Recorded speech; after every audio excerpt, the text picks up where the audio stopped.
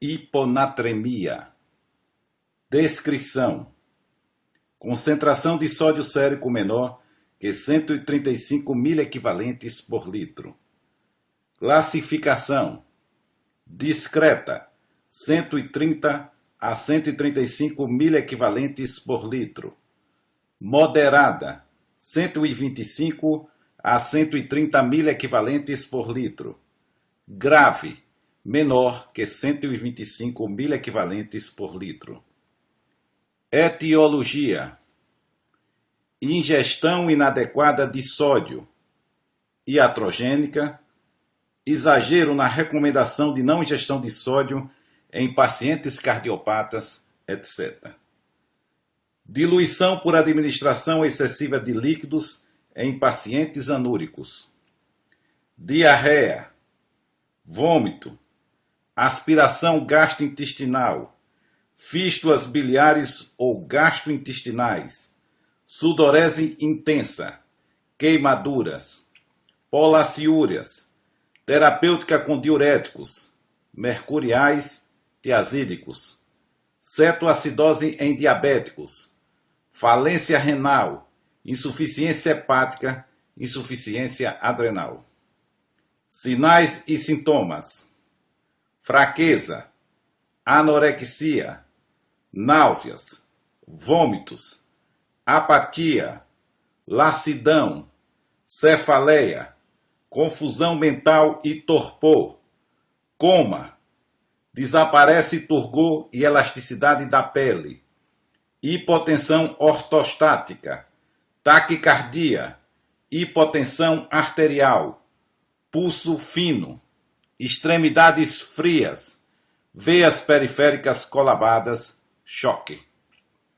Sódio abaixo de 120 miliequivalentes por litro, cefaleia, câimbras musculares, náuseas, sede, anorexia, apatia, letargia.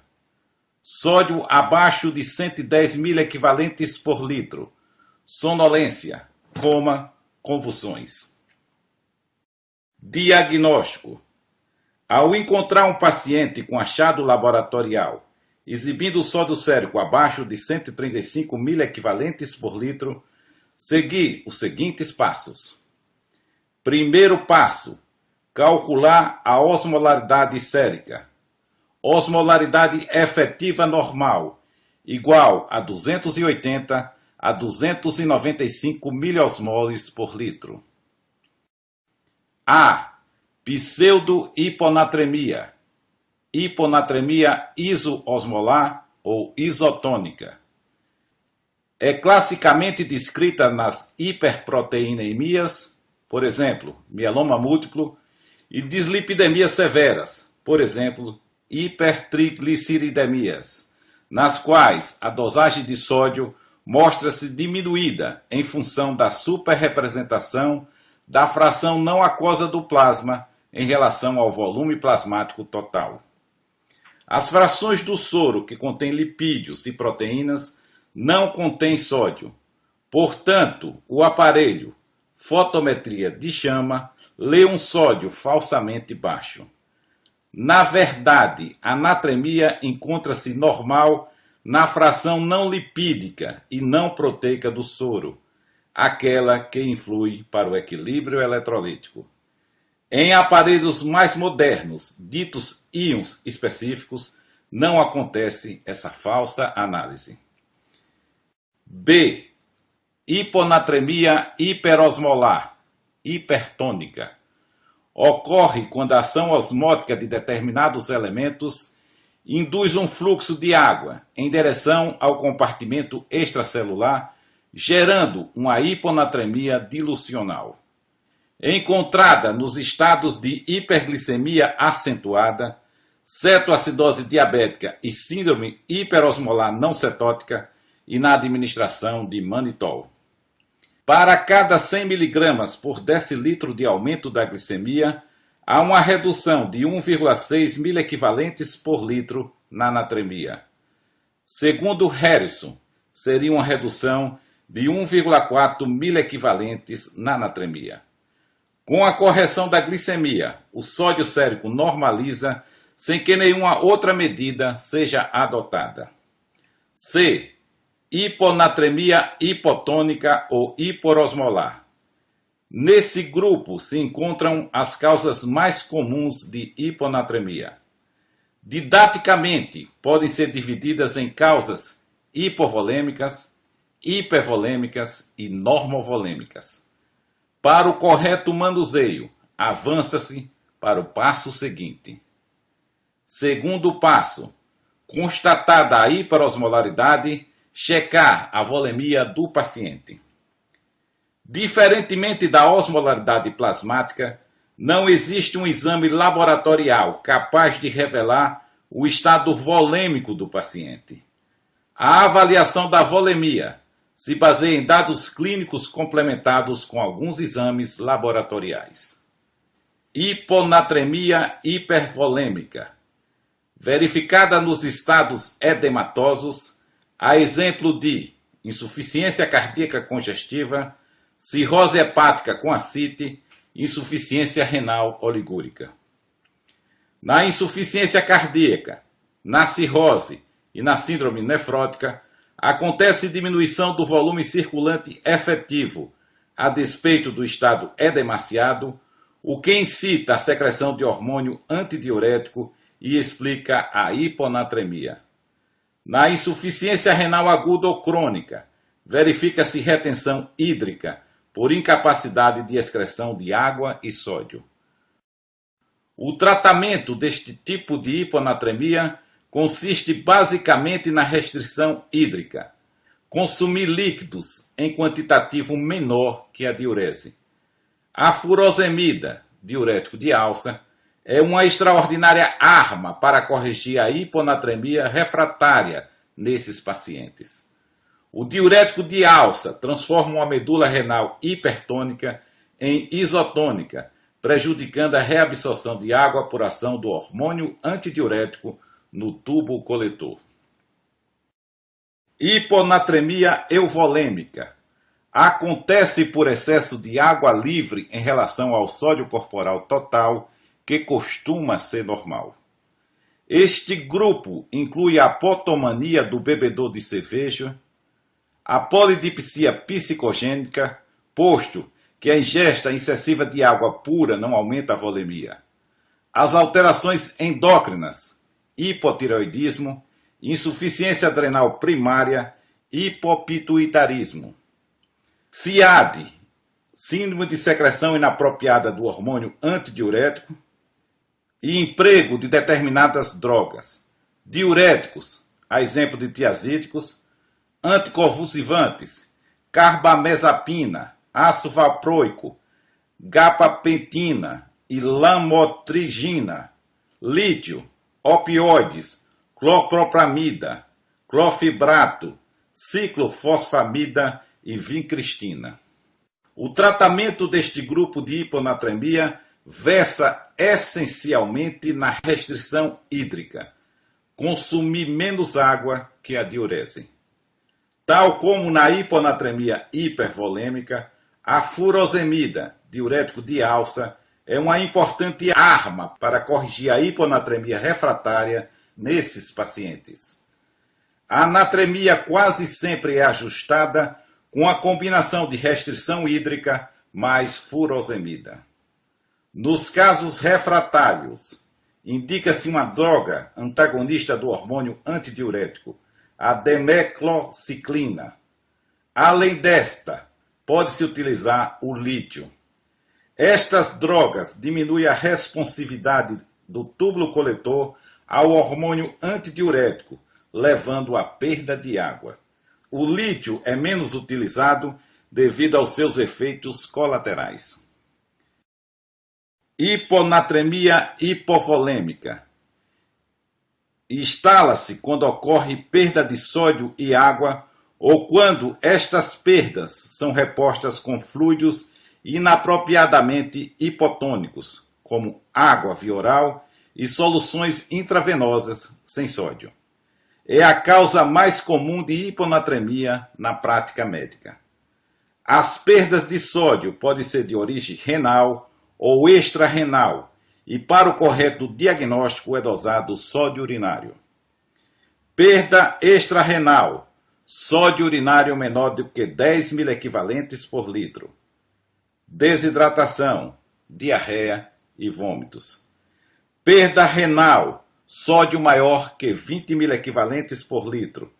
Diuréticos, IECA, nefropatias, deficiência de mineralocorticoide, síndrome cerebral perdedora de sal. Laboratório. A hiponatremia por perda de conteúdo apresenta hemoconcentração, hematócrito elevado, volume globular médio elevado, pois a água entra dentro da célula. Sódio menor que 135 milequivalentes por litro. Volume urinário, geralmente é pequeno. Sódio urinário pode estar baixo ou normal. Tratamento.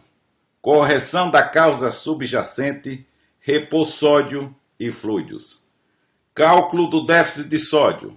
Sódio igual a água extracelular vezes o déficit de sódio por litro. O sódio pode ser reposto por via oral, sal comum, cloreto de sódio, bicarbonato de sódio. Via parenteral, solução salina hipertônica, solução salina isotônica, lactato de sódio, bicarbonato de sódio, etc. Quando a hiponatremia se instala de forma lenta, os neurônios conseguem se proteger do edema, eliminando solutos, inicialmente eletrólitos como sódio e o potássio, e em seguida aminoácidos ou osmolitos, de modo a reduzir sua osmolaridade. O resultado é a diminuição da sua própria osmolaridade e, por conseguinte, da diferença osmolar com o meio extracelular. Se não há mais uma diferença significativa entre as osmolaridades dos meios intra- e extracelular, o fluido não tende mais a se deslocar para o neurônio e mesmo uma hiponatremia grave pode cursar assintomática. Deste modo, os efeitos da hiponatremia sobre o sistema nervoso central estão sujeitos à velocidade da sua instalação. Se a hiperosmolaridade for corrigida rapidamente, o líquido extracelular ficará hiperosmolar em relação ao neurônio, provocando crenação ou desidratação neuronal, levando a lesões neuronais muitas vezes fatais ou irreversíveis. Síndrome osmótica desmielinizante. As manifestações clínicas são distúrbios da consciência, coma, tetraparesia, disartria e disfagia. É arriscado, portanto, a correção abrupta da hiponatremia, posto que há risco de óbito do paciente ou lesão encefálica, uma vez que os neurônios estão hipotônicos devido à eliminação de solutos. Os neurônios mais sensíveis a esta variação rápida da osmolaridade são os da ponte, sofrendo uma lesão patológica denominada mielinólise contínua. O que fazer na hiponatremia aguda sintomática? Caso haja necessidade de tratamento intensivo da hiponatremia, empregam-se as fórmulas. No homem, 0,6 vezes o peso multiplicado pela diferença do sódio final, sódio inicial. Na mulher, 0,5 vezes o peso multiplicado pela diferença do sódio final, do sódio inicial. Na criança, 0,6 multiplicado pelo peso vezes a diferença do sódio final, sódio inicial.